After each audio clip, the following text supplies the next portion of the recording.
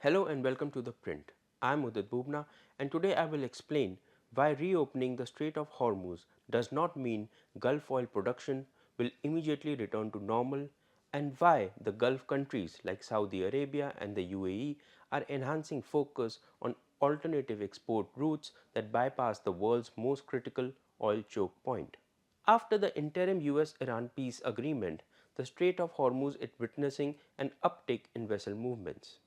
Energy experts say Gulf oil production and exports are unlikely to return to normal overnight. At the same time, the conflict has fundamentally changed how Gulf producers are planning for the future. The Strait of Hormuz carries nearly 20% of global oil supplies. It is the main export route for Saudi Arabia, Iraq, Kuwait, Qatar, the UAE, and Iran. When Iran restricted maritime traffic during the conflict, following attacks by the US and Israel, Gulf producers were forced to cut production, reroute cargoes, and rely on stored inventories. Now that shipping has resumed, production is expected to recover, but not immediately.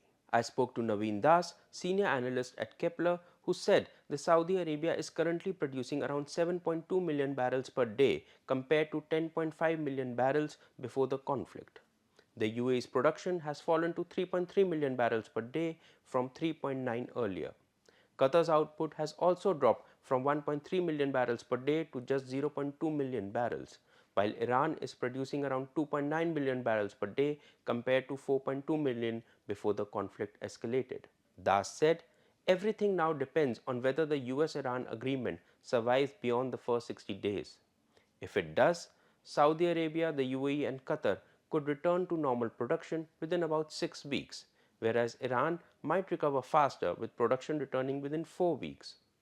Following the rollback of US sanctions, Iranian exports are also expected to rise from current levels of around 1.7 to 1.8 million barrels per day to around 2 million barrels initially, with the potential to eventually reach 2.5 million barrels per day in future. Das also expects global oil supplies to increase by another 2 million barrels per day by the end of this year, supported by higher production from Iran, the UAE, OPEC Plus producers, the United States, and Latin America. But reopening Hormuz is only part of the story.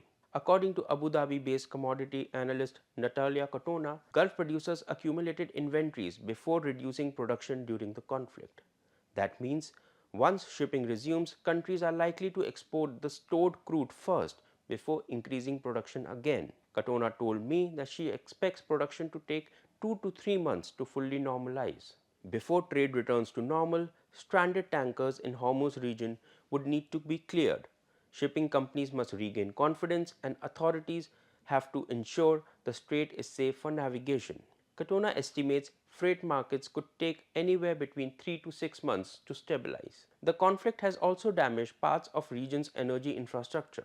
According to Katona, 2 LNG trains at Qatar's Ras Laffan facility were reportedly destroyed and could take at least 2 to 3 years to restore. Damage to refining infrastructure in Saudi Arabia and Kuwait could take until mid-2027 to be fully repaired. But while Gulf producers are focused on restoring production, they are also preparing for the next crisis. The recent conflicts has accelerated discussion around alternative export routes that bypass the Strait of Hormuz. Saudi Arabia and the UAE are leading these efforts.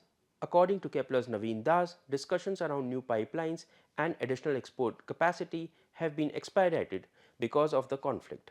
Saudi Arabia is considering further expansion of its east-west pipeline, while the UAE is expected to commission a parallel pipeline to its existing Abu Dhabi crude oil pipeline as early as next year, adding another 1.5 million barrels per day of export capacity. The UAE already operates the Habshan Fujairah pipeline, which transports crude directly to the Gulf of Oman without passing through Hormuz.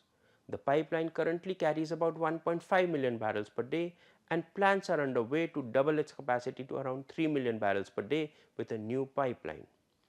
In light of Hormuz crisis, Saudi Arabia has also expanded their existing capacity of its east-west pipeline from 5 million barrels per day to 7 million barrels. The pipeline transports crude from east fields to the Yanbu port on the Red Sea. However, Katona says the real bottleneck is no longer the pipeline but the Yanbu port terminal, which can currently load only about 4 million barrels per day onto tankers, while another 1.8 million barrels per day supplied through the East-West pipeline is consumed by refineries on Saudi Arabia's Red Sea coast. This effectively leaves about 5.2 million barrels of exports, hence exceeding Yanbu's current loading capacity of 4 million barrels per day. She therefore expects Saudi Arabia's next investment to be expanding Yanbu's loading capacity to between 5 and 6 million barrels per day. However, for other Gulf countries, options remain limited. Kuwait, Qatar, and Bahrain have few geographical alternatives and are expected to focus on expanding storage capacity and strengthening risk management. For Iraq, exports through Turkey's Kirkuk-Ceyhan pipeline are an option, but this arrangement remains politically uncertain. Baghdad has also explored trucking crude through Syria, but neither option can replace the roughly 3 million barrels per day it normally exports from the Basra port. For Iraq, expanding storage is likely to be the top priority now. So while the reopening of Hormuz has eased immediate supply concerns, the conflict has left a lasting impact. In the short term, Gulf producers must restore production, repair damaged infrastructure, and rebuild confidence among shipping companies.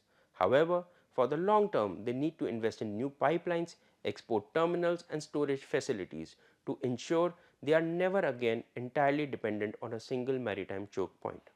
Thank you for watching. For more such videos, please subscribe to the Prince YouTube channel.